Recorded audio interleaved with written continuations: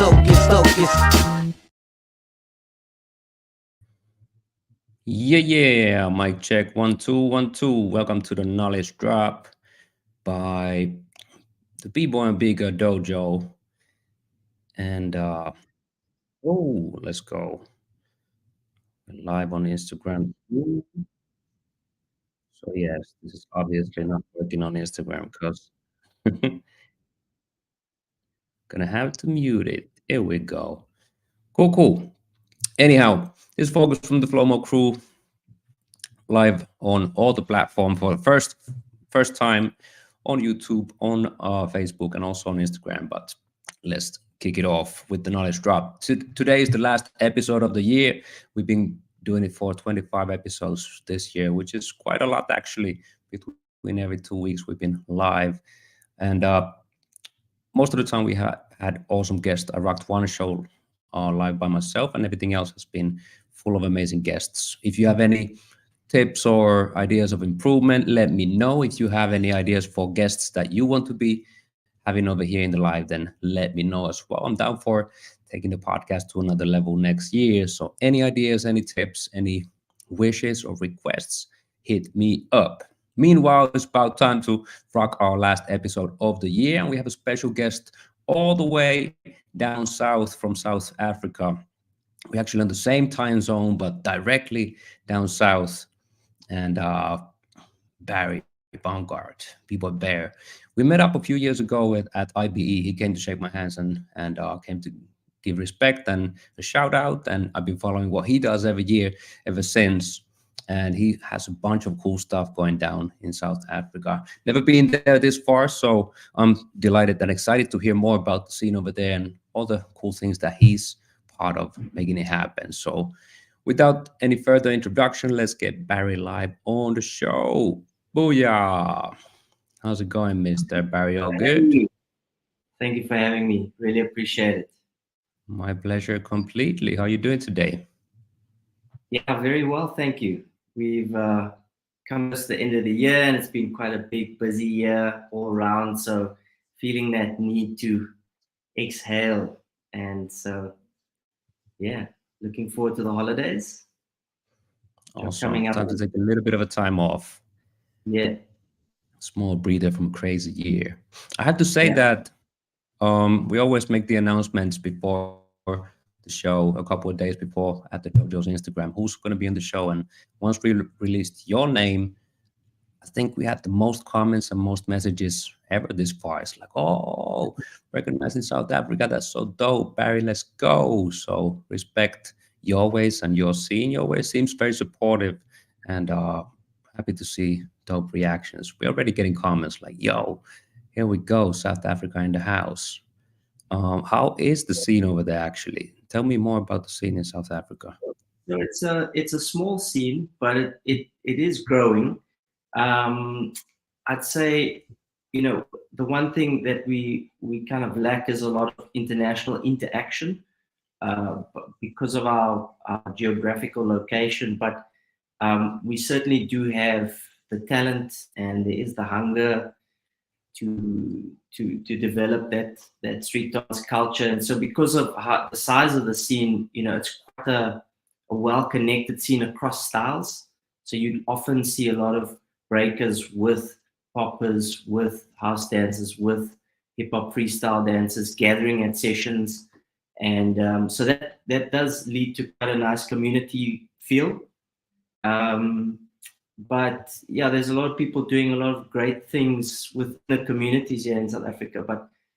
But the limitation really is how often we get out to the rest of the world, just with the natural restrictions that are there, or limitations on travel and all of the costs involved. Yeah, but the hunger is there. How about locally? Like, do you get many events and maybe you say it's not that international, but how about uh, the events? What is the vibe like in the events? Is it raw? Is it all live? Or how would you describe a typical event going down in your city? Yeah, I think there are quite a few people who run regular annual events. So there's Hood Hop Africa, who've done some great things within the communities of Cape Town, and those have a really nice raw feel about them. Lots of young kids coming through those Hood Hop events, so shout out and respect to them for the work they're doing with young kids. There's Heal the Hood as well, who've been doing it for ages. They've previously hosted Battle of the Year South Africa and many other annual events, and they do a lot of teaching and outreach in schools as well, also developing the youth end of it. And then myself and my crew, Concrete Apostles, we host the anniversary jam, which we've been a crew since 2012 and been hosting the jam since 2015. So it's also been growing year on year, from just a one-day event in 2015 to last year and the previous year being a 3-day event. And this year we built to a 4-day festival. So we're trying to see that growth in what we're putting out there as far as a platform for our local community is concerned, and also eventually to, as I mentioned to you earlier, to try and grow it into an international festival which draws people in from all over the world to come to Cape Town for the Concrete Apostles Anniversary Jam. You know, just like you have Rocksteady Crew Anniversary or Flomo Anniversary, those kinds of events that people from all over the world want to come and check out. Yeah, hopefully it's going to grow into like a pillar in the continent, so that everybody from the continent but also outside of it will be. That's going to be like the IBE of Africa one day. Who knows? Let's get there. Yeah. 4 days is a long jam. It's it's more than half a week. Can you describe what fits into the 4 days? How is the event, like the festival structure? So something that our crew also hosts regularly in summer. So our summer, can you believe it, runs from about late October through till the end of April. So we've got sunshine, beautiful weather, and in Cape Town we've got the beachfront. We've got lots of beachfront, but the one particular spot we host what's called Outdoor Raw, which is a session every week from 5 p.m. till sunset. So sunset is usually around 8:30. So it's like a 3-hour just jam across styles again. Many different styles come through. We've got the concrete patch that we do the throwdowns on, as well as some vinyls on the floor. And so the Concrete Apostles Outdoor Raw is a weekly event, but as part of the anniversary jam, it's day one in the festival week. So we usually have either house battles and popping battles, and then we do a footwork on the concrete battle on that day. And then also just encourage people to come and chill out, picnic at the spot. And then day two is usually what we call the warm-up party, which is like a hip-hop cypher party. We get a venue, get a few DJs in, and it's just party rocking, and sometimes host the hip-hop freestyle prelim at that as well. But just it's a small element of it. Most of it we try to focus on the party side of it. Day three was a workshop day, so that's getting our crew sharing knowledge. So one of our members, Terry, quite an established top styles dancer, b-boy as well, but he was teaching popping and he was teaching hip hop as well. Then I had a DJ workshop as part of that, just an introduction to DJing, because I've also been DJing for 24 years. And then we also had some knowledge sharing from B-Boy Lyrics from Ghana, who is the CEO and director of the Afro Break Championships in Ghana. So it's great to have him visit the event and him also share what's happening in Africa. And then day four was finals day. So that's like the celebration, the big multi-styles program, multiple floors, and featuring some of the top DJs, DJ Reggie D and the Beat Bangers, Dex, DJ Nejo, DJ Easy, myself as well, played a small part in that. And then, yeah, it was massive for us. As you say, 4 days is more than half a week. So it's quite taxing, but it's also at the same time super invigorating when you see the impact it makes. Yeah. Yeah, man, you give it all you got, then you rest for 51 weeks and up for next one. What time of the year is the event again? If you can drop the dates for next year, anybody planning to come out? Yeah, so we don't have the dates locked in yet for next year, but it's usually in December. So usually in the second week of December, around, yeah, like I just look at probably in the week of like the 13th or 14th of December, quite possible, which is a popular time for people to travel to Cape Town and South Africa because it's good peak summer weather. And there's a lot to see in Cape Town as well, other than just the jam, beautiful people, lots of natural beauty and sunshine for you Europeans. Yes, sir. December over here in this way, it's like we just spoke before this. We did a small technical check, and December over here is a little bit different, so it might be a good time to travel down south. How about the scene in South Africa? Otherwise, like my generation coming up, if you follow any international tapes, if we saw Battle of the Year tapes, we could see Black Noise make a lot of noise already. Yeah. Late 90s, early 2000s, easy. Shout out to Emil and everybody else out there. But how about other crews, other generation of breakers? How would you describe the flavor and the style in South Africa? In South Africa, Drops. Yeah. South Africa has always had this raw element, sort of unpolished, because I guess because we haven't had that much international exposure. So because of the isolation, there is that rawness that is pretty unique. You know, I think you see it sometimes with some of the smaller nations when they do make it out onto the international stage. There's a it doesn't have to be refined, but it's sort of like, there's a special quality. I think Kev, DJ Renegade, has been here a couple of times. He's also said, you know, there's a sparkle here. And of course, crews like Black Noise laid the foundation at Battle of the Year back in the day, 97 and 99. And so we as Concrete Apostles has been part of what we wanted to do, is to try and get out there again into the rest of the world, get the exposure, and then sew it back in locally, what we've learned in terms of knowledge. And that's also why I've also always tried to seek out as much as I can as far as information. Having bought your B-Boy Workshop Volume 1 back in, I think it was 2009, with the live drummer. It was a sick piece of education for me. And then, Storm's fundamentals. And then Kevin himself has come out here a couple of times in the early 2010s, invested heavily into our scene. And so we wanted to do the same, as get out, come back in, share that knowledge locally to grow the scene here. Awesome.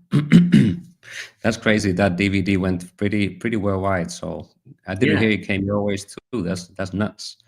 And time before YouTube tutorials where we live right now. Dope, man. Thanks for the props. Okay. How about high performance artist TM? You have a couple of ventures yourself. Take us deep into high performance artist. Yeah. So I work as a physiotherapist. I've got my own private practice, and ever since I started breaking was at the same time that, I was studying physiotherapy. I just saw that there was this growing body of sports science in all the other sports out there. And then you have dance, which street dance especially, but even classical dance styles like ballet, modern, contemporary, they all had very traditional methods of how they trained, how dancers were managed, and how they helped to prevent injury or approach sports performance. And there was this gap. And that's where I felt there was a need to bring my sports science knowledge with my dance knowledge into this phrase that I coined called a high performance artist, because I believe that dancers of most styles, but breaking in particular, is so demanding from a sports performance point of view that you need to approach it with the help of some of the scientific background we have. And so I've written some articles. I don't know if you remember Biobase magazine a few years ago. Featured on there for a bit, and then also taught my high performance artist workshop at IBE 2017. So I was invited in by Tyrone on that year. They have taught it locally here in South Africa, and they've tried to develop that approach to coaching and managing athletes around the Olympic journey, but beyond just the Olympic journey. But I think everybody, not just the Olympic breaking athletes, need to know about how to care for their bodies better, and that's essentially what it's about. Yeah. Yeah, even like no matter what direction you choose with breaking, if you get the number of years, no matter how underground you are, no matter how much you are on top, everybody suffers pretty much about the same things. So it's a blessing to have people like you in the scene who have knowledge from outside of our breaking realm, and that can be, of course, beneficial for you, but also for everybody else. As a physiotherapist, how has that changed the way that you approach breaking? Has it changed your breaking in some ways, and in what way? I mean, in some ways, do you know the word juxtaposition? It's like the two opposite things here. I'm teaching most people how to look after themselves and prevent injury. At the same time, I'm going to throw myself in a baby swipe onto my head and try and drill.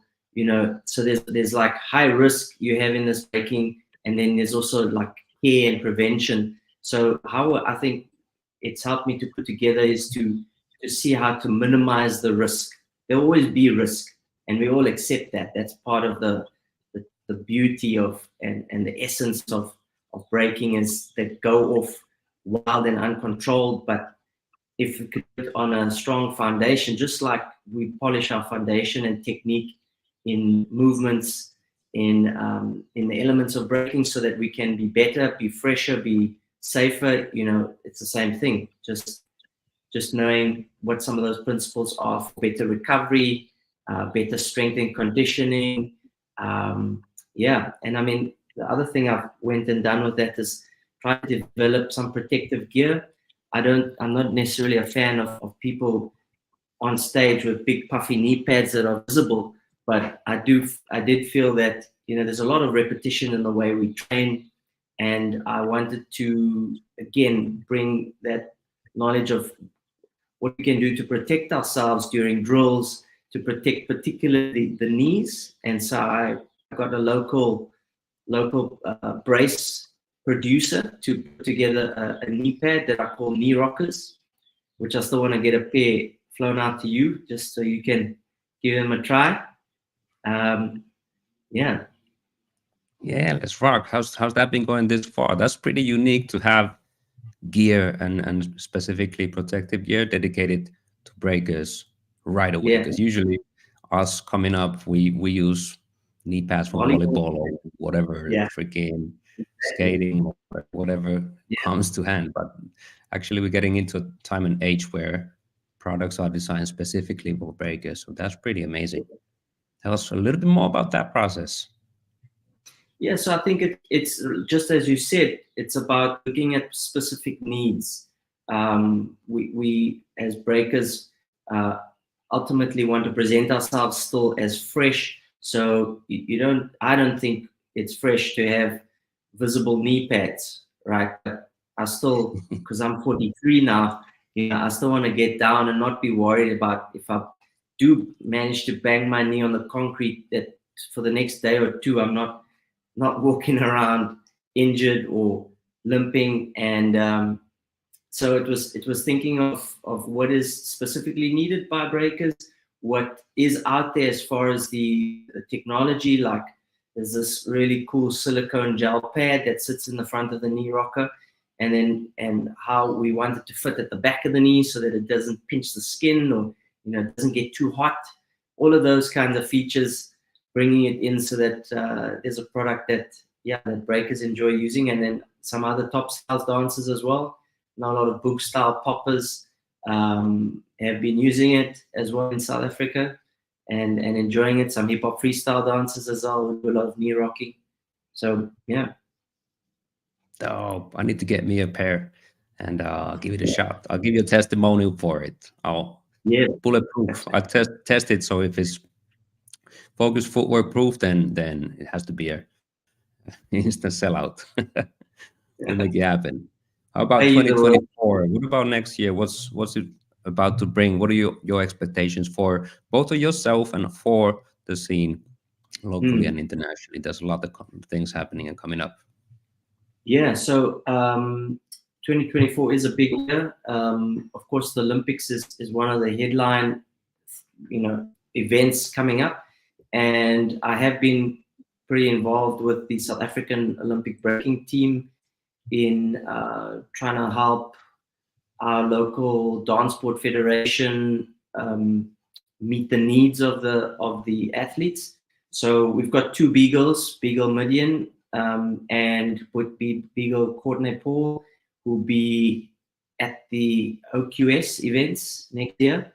So that's massive for South Africa that they'll be there. So our focus in the first half of the year is really to see them well supported.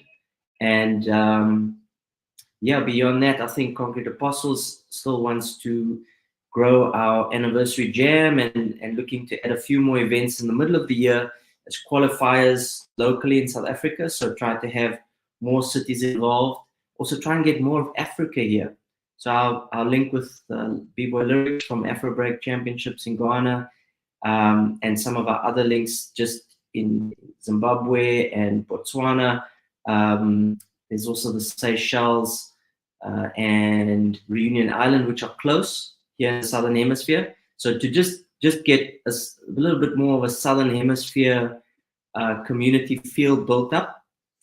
And I think for myself, I just like to continue being a part of the foundation here, reinforce myself as one stone amongst a whole lot of stones that sit alongside me and a whole lot of stones that have come before me in building the community. Trying to keep things cohesive in a way, because there's a lot that can pull us apart. There's a lot that people can recognize as differences and then choose those differences to create separations, create hate, beef, all of those things. And I see myself as somebody who just helps to, draw people together somehow. We have to, for the sake of peace, love, unity, and having fun. Yeah. Yes, sir. Cool, man. Big things coming up, and you're doing a beautiful job over there. Important work, and I wish you all the best. And hopefully all of this comes to existence. And next year will be international, both for the events over there and everybody from there traveling all around the world. So my respect and best of luck for everything that you do. Thank you. Thank you. Cool, man. I think that's pretty much all for today. So thank you for joining, and we stay in touch. Let's make those knee pads happen and rock some footwork with them so we can see if they can handle it. All right. Yeah. All right. Cool, man. Thanks. Happy holidays, and we stay in touch. Thank you for joining. Peace, peace. Okay. Bye-bye. And yeah, that's pretty much it for today's knowledge drop. Thank you, Barry. We were Bear for rocking it with us, Concrete Apostles. Check out the anniversary jam next year. If you're anywhere close, and even if you are not close, then I'm sure it's worth the visit on between next December again. Anyhow, everybody tuning in, head out to bboydojo.com and rock my free footwork workshops. I wish everybody a beautiful holiday, and we'll catch up again in 2024. Hit me up with some ideas and tips for all the best guests for next year. Let's take this podcast to another level, y'all. This is Focus signing out with the knowledge drop, y'all. Peace, peace.